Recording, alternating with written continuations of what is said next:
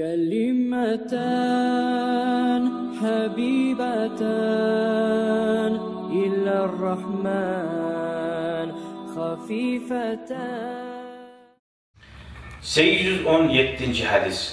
وعن عائشة رضي الله عنها قال كان النبي Peygamber sallallahu aleyhi ve sellem yusalli minel-leyli 11 rak'atan. Gece Peygamber 11 rekat namaz kılıyordu. Biz Ramazan'da teravihleri biz 11 kıldık oldu. Bir ulu işetken olar teravih'e varıp bir yarım saatte.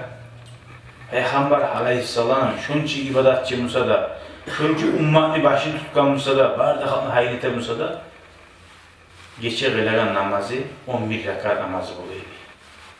Bizim kimi rahat namazı da tuğu, yengil, uzak okup. Dağı, faiza sallal fecra, ertesi namazda kılgan son Peygamber değil. Salla rak'atayni hafifetayni değil. Ertesi namaz tuğu, ertesi namazga gün tuğu, Allah'ım. Ertesi namaz boğunçaga, ne de tam bilingen zamanla. Ertesi namaz kılgınçaga, 2 rekat namaz kılıydı. Ertesi namaz kılgınça. Son 10 yağından yatıydı. Namaz çakıran adam gelip namaz çakırınca. Fayuazzinehu namaz çakır namaz kılıydı.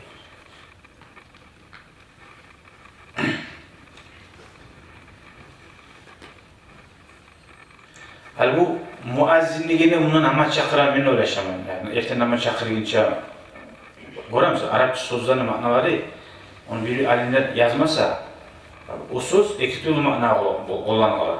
Yuazzin namaz çakıran adam namazga oraya turgan adamlar çıktı bildirgin çarayın mana göre. Görüyor musun?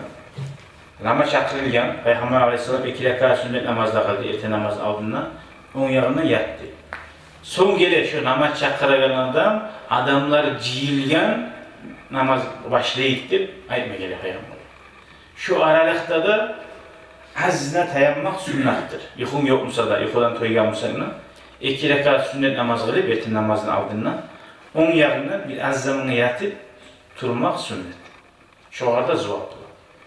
O görgensizdi Pakistanlılar o yaktığıyla büyük kolay onu. Mecliklerde, Makka'da, Halide'de de bulur o.